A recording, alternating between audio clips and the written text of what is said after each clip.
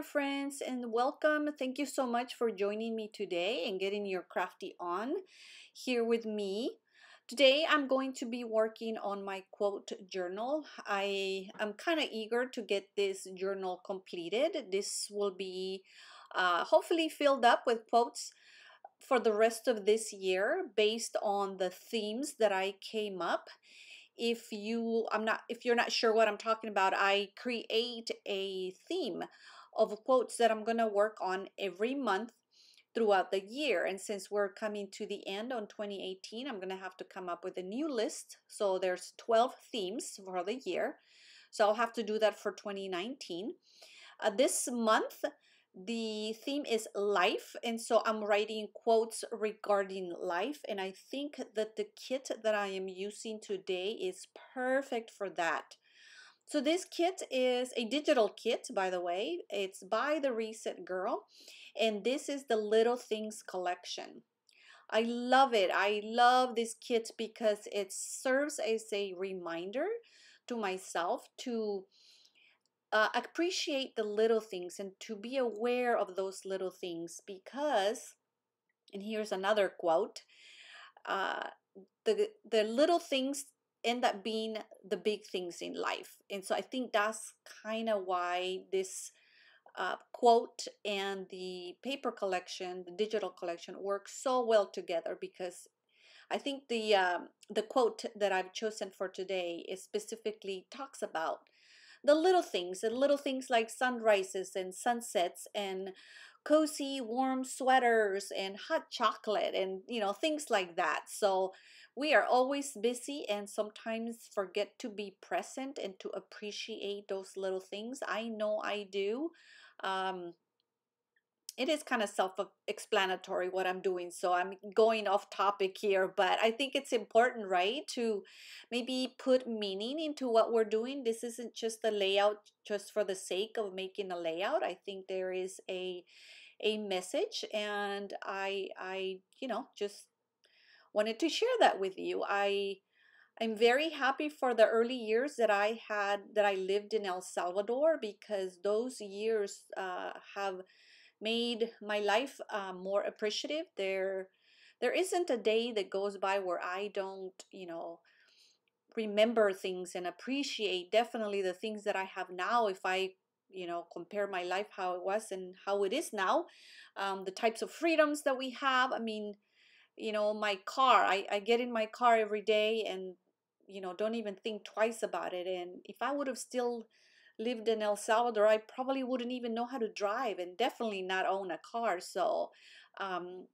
things like that. I think that it's good when I give myself those pep talks and remind myself to be thankful for the little things.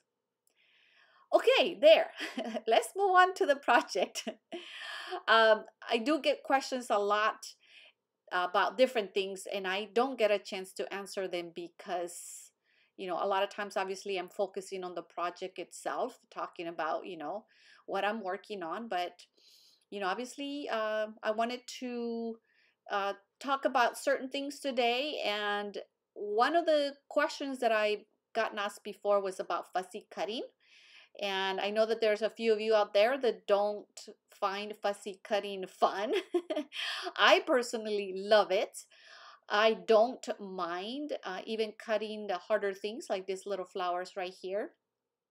The way I tackle that is I hold the scissors on my right hand because I'm right-handed, but the paper, obviously, it's on my left hand. And so I don't know if you noticed when I was cutting that heart, I don't move the scissors around the paper. I actually keep my right hand steady and just move the paper on my left hand around. And that kind of helps me uh, guide the paper as I am, pressing down on the scissors to cut. I know that's probably kind of like, really, Claudia, we really didn't need to know how you cut, but I actually have that question asked before. How is it that I can cut and enjoy fussy cutting? It's one of those little things. I enjoy it. So super cute collection, guys. You can see the beautiful colors. There is another question that I do get asked a lot, and is where do I get my digital supplies printed? And so I use a local mom and pop shop here close to my house. I've developed a great relationship with them, and their turnaround time is amazing. The colors on, the printouts, it's amazing. It doesn't matter what a great printer I might have, which I probably don't anyway. So now the only other thing that I can tell you is I don't print the entire kit. I kind of go, I go through the kit, and there are certain things that I know I probably will not use. So I don't print those out. And there are things that I know I'm going to use a lot, and I might make two copies of those two things. So I'm kind of selective like that when it comes to printing. So I went, through my entire kit and selected some of the things that I wanted to use on this layout. I knew exactly where I was headed. I knew I wanted to use the embellishments all tucked underneath that little piece of, it's a little lacy ribbon. Lacy, it sounds like lacy ribbon, like a river, but it's a lace, right? A little piece of lace or ribbon that I have. I bought at a store called Daiso here in California, and all the items in there are $1.50. And so this one doesn't come with adhesive, so that's what I put a little bit of double-sided tape, which I also got at Daiso. And so now I'm kind of going through all the previously fussy cut little items. Corey is funny. She calls it a punch buffet because you punch out all the little embellishments from the kits. A lot of her designs are based on different punches that are out there, so it's kind of easy to cut. You don't necessarily have to fussy cut everything. The hearts, the banners, the little tickets, there's actually a punch of the circles that you can use, and then you create a little buffet of embellishments or ephemera. And so you kind of go through them, and I selected specific colors. Everything kind of match. I went with the greens and the browns and that darker blue.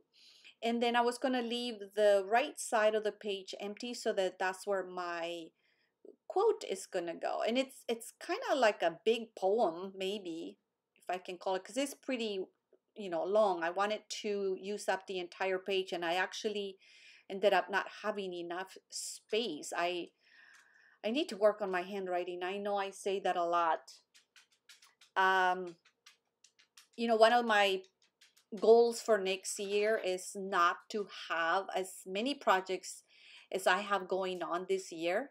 That's another question that I get, is what is my creative schedule, or what projects do I work on, whether it's on daily basis, or what projects do I have going throughout the year. So, and the quote journal is definitely one of those.